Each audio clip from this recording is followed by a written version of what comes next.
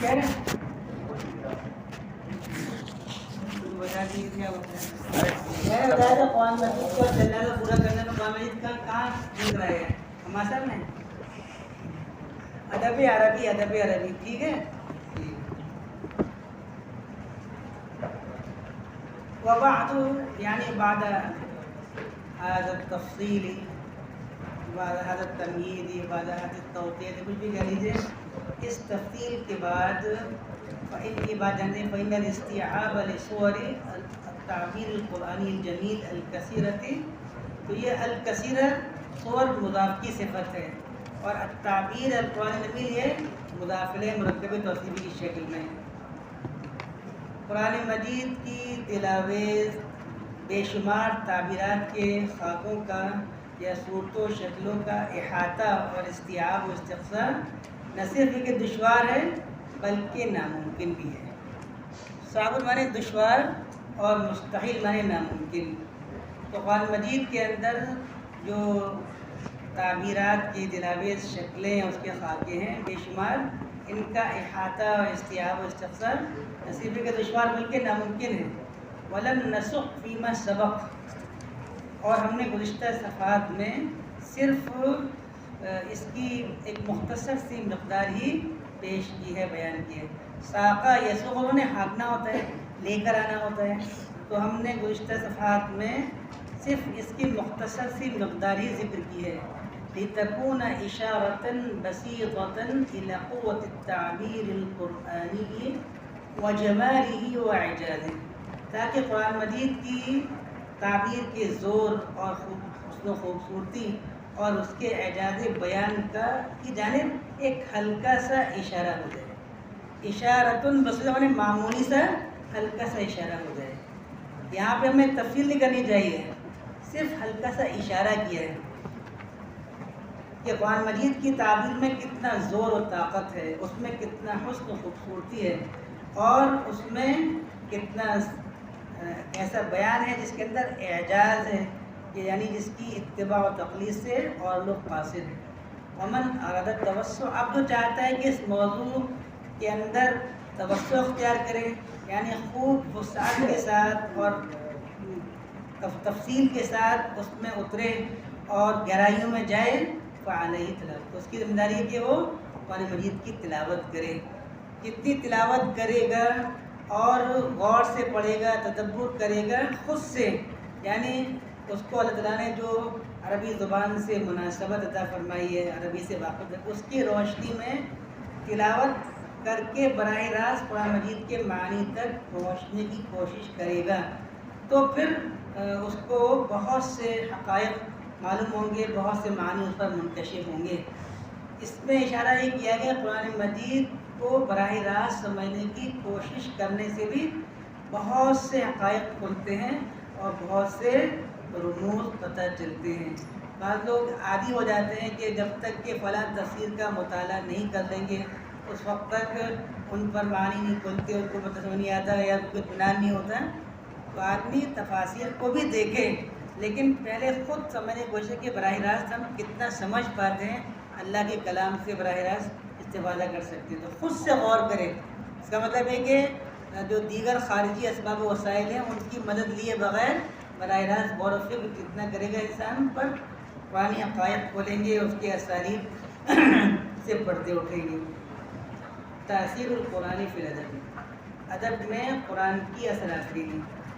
تو تاثیر القرآن فی الادب, یہ جو الصرفی استعمال کیا گیا ہے یہی تعبیر صحیح ہے, اور بہت سے لوگ اس دور میں اثر اعلیٰ استعمال کرتے ہیں, اور اس کتاب میں بھی اثر اعلیٰ کا بات استعمال ہوا ہے.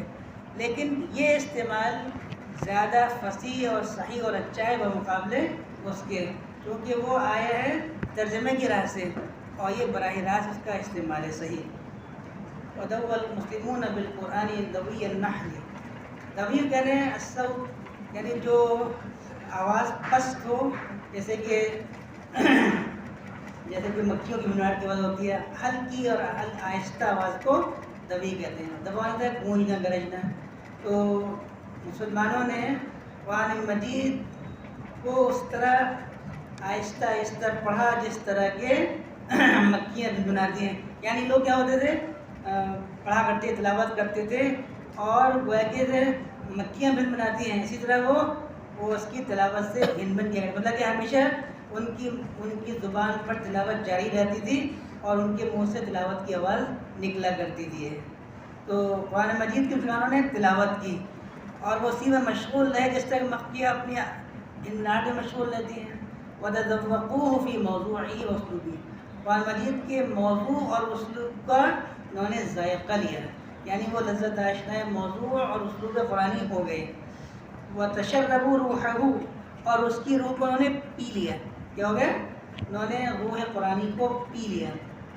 وَاتَّخَذُوهُ إِمَامًا فِي الْأَدَبِ، انہوں نے اس کو ادب کے سلسلے میں اپنا پیشوا اور امام بنا لیا.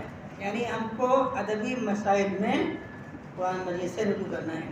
وَتِلَاوَةً فِي الصَّلَاةِ، اور نماز میں قرآن مجید کی انہوں نے تلاوت کی، یعنی انہوں نے نماز میں تلاوت کا اس کو ذریعہ بنایا. وَقَانُونًا يَحْكُمُ فِي مَا يَعْرِضُ مِنْ أَحْدَاثٍ، عرض یعرض عدل و پیش آنا، لاحق ہونا، ظاہر ہونا، اور پیش آنے والے حادثات اور واقعات میں اس کو اپنے لیے دستور و قانون بنا لیا. وہ قانون جو فیصلہ کرتا ہے ان کے یہاں پیش آنے والے حادثات اور واقعات میں. فیما یعرض من احداث، تو پیش آنے والے واقعات و حادثات میں اس کو اپنے لیے دستور و قانون بنا لیا جو ان کے حق میں فیصلہ کرے. ومادۃ لغۃ، اور زبان کے مواد میں اضافے کا ذریعہ بنایا، یعنی قرآن مجید کے ذریعے بہت سے الفاظ کا اضافہ ہوا ہے لغت کے اندر. وشاہدًا علی صحۃ التعبیر، اس طرح درستگی تعبیر کا اس کو ثبوت اور دلیل بنایا. یعنی اگر آپ کو استشہاد کرنا ہے کہ یہ تعبیر درست ہے تو آپ کو اس کے لیے سب سے بڑی دلیل پیش کر سکتے ہیں اور قرآن مجید کی آیات سے کہ یہ قرآن مجید میں استعمال کیا گیا ہے، یہی استعمال زیادہ فصیح ہے وہ مقابلے اس کے. یہ لفظ اس باب سے خوشی استعمال کیا گیا ہے تو وہ زیادہ بہتر. جیسے کہ لوگ سلوہ پڑھتے ہیں، سلوہ تو قرآن شریف میں سلوہ نہیں گیا، ومن صلح من، معلوم ہے کہ صلاح اسلو باب النساء سے پڑھنا زیادہ افضل ہے اس باب النساء کرما کے مقابلے پڑھنے سے. لا یمسہ المطہرون، یہ باب سمیہ سے ہوا، اس کو پڑھنا زیادہ افضل ہوگا مقابلے مسح مسو کی باب النساء پڑھنے کے. حالانکہ لغت میں مسح مسو، قرآن شریف میں ہمیشہ حسیبہ یاسب کو استعمال کیا ہے، حسیبہ یاسب نہیں کہا. حالانکہ باب تو حسیبہ یاسب ہو جاتا ہے نہیں، ماضی اور ماضی کے عین اور مضارع کے عین میں دونوں کسرہ آتا ہے، لیکن قرآن شریف میں کبھی یاسب نہیں کہا، ہمیشہ یاسب کہا ہے. تو یہ اگر دلیل دیں قرآن شریف سے کہ یہ استعمال زیادہ فصیح ہے. وجودۃ الاسلوب، اور اسلوب کی عمدگی پر بھی اس کو بطور دلیل کے پیش کیا ہے کہ یہ اسلوب قرآنی ہے. وکان اثر فی النثر اکثر منہ فی الشعر، قرآن مجید کا اثر نثر پر بمقابلے شعر و شاعری کے زیادہ پڑا. یعنی قرآن مجید کی جو چھاپ تھی، اثر تھا، وہ نثر پر زیادہ پڑا، کیونکہ قرآن مجید بھی نثر فنی کے اسلوب کے اندر ہے اور قرآن مجید خالص شعر و شاعری کتاب نہیں ہے. فإن الأول قد قصر استفادته واقتباسه، کیونکہ اول نے یعنی نثر نے اپنے استفادے اور اقتباس کو قرآن مجید میں محدود کر لیا تھا. یعنی نثر نے بھرپور استفادہ کس سے کیا تھا؟ قرآن مجید سے کیا تھا. اما ثانی یعنی شعر و شاعری نے جو استفادہ کیا تھا، فقط کان اصل اقتباسی من الشعر الجاہلی، اس کا زیادہ اقتباس اور استفادہ زمانۂ جاہلیت سے ہوا تھا. یعنی زمانۂ جاہلیت کی شاعری ہی اس کے لیے سب سے بڑا وہ تھا، ثبوت تھا، اور اس کے لیے سب سے بڑا نمونہ تھا کہ شاعری جو تھی زمانۂ جاہلیت کی اس کو ہی اصل قرار دیا گیا. وہی نمونہ تھا اسلامی دور کی شاعری کا بھی اور اس سے پہلے کی شاعری کا بھی. تو لیکن بس ہوا ہے کہ اسلام آنے کے بعد جو اس دور کی شاعری تھی اس نے ادب قرآن سے بھی استفادہ کیا. اب اس دور کے شعراء کے کلام کے اندر قرآنی تعبیرات آتی تھی، قرآنی مضامین آتے تھے. انہوں نے جنت کا، آخرت کا، معاد کا تذکرہ کیا اور انہوں نے جو قرآنی اصطلاحات و الفاظ تھے ان کو استعمال کیا. لیکن جو آئیڈیل اور نمونہ تھا اسالیب کے اعتبار سے وہ وہی رہا جو کہ زمانۂ جاہلیت کا تھا. نمو النثر و قوت، نثر کا فروغ اور اس کی طاقت. یعنی نوائن میں پڑھنا فروغ پانا ہوتا ہے. یعنی اس دور میں قرآن مجید کے آنے کے بعد نسل کو ترقی ملی، نشو و نما اور فروغ حاصل ہوا، اور اس میں طاقت اور قوت میں اضافہ ہوا. تو نسل کی افزائش اور اس کی طاقت. وبتاثیر القرآن وبتاثیر الانقلاب الاسلامی، اسلامی انقلاب کے اثر سے اور قرآن کے نزول کے اثر سے کیا ہوا؟ بدأ النسل ينمو ويقوى منذ هذا العصر، اسی دور سے، یعنی جو ابتدائی اسلام یا صدر اسلام کا زمانہ تھا اسی دور سے نسل کو نمو، اس کو فروغ ملنے لگا، اس کی افزائش ہونے لگی اور اس کو طاقت حاصل ہونے لگی. وتوسع نطاقه اکثر من ذی قبل، اور پہلے کے مقابلے میں نسل کا دائرہ وسیع ہو گیا. پہلے شعر و شاعری کا حلقہ وسیع تھا، اس کا دائرہ وسیع تھا.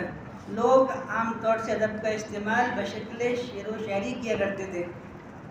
واستمر له ذلك، اور یہ جو ترقی تھی، افزائش تھی، فروغ کا سلسلہ تھا، نسل کے حق میں جاری رہا. حتى وصل إلى ما وصل إليه من الغزارة والكمال والبراعة والجمال فيما تلا هذا العصر من العصور. تو بعد کے ادوار میں یہ نثر اس غزارت و کثرت و فراوانی اور کمال اور مہارت اور حسن و جمال کے حد تک پہنچ گئی جس تک وہ پہنچی تھی.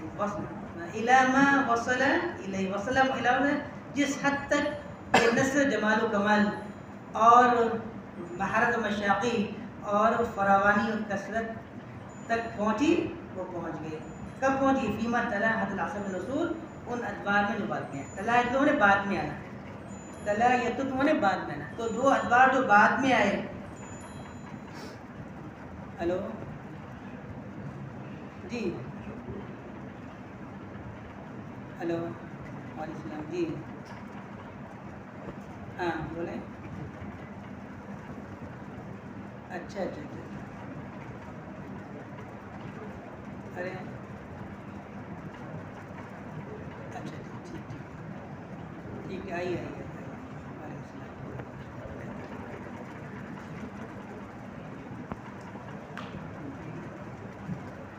چلیے آیت پہ رہنے دیے، انشاءاللہ کل سے پھر وہ بھی پڑھائیں گے انشاءاللہ.